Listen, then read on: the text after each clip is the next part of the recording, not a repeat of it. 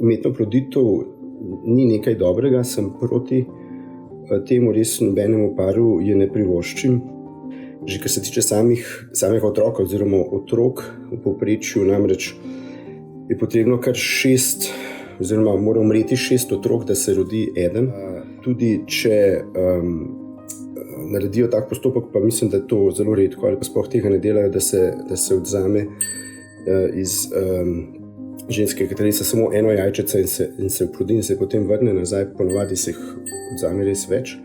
Človek postane le eno tkivo in biološki material, s katerim se manipulira, ni to nekaj dobrega. Potem, kar se tiče moških, moški postanejo samo kot nekakšni donatorji semena svojih spolnih celic in potem nič več ne sodelujejo pri tem postopku, tako da je to res do moškega po eni strani tudi lahko poniževalno.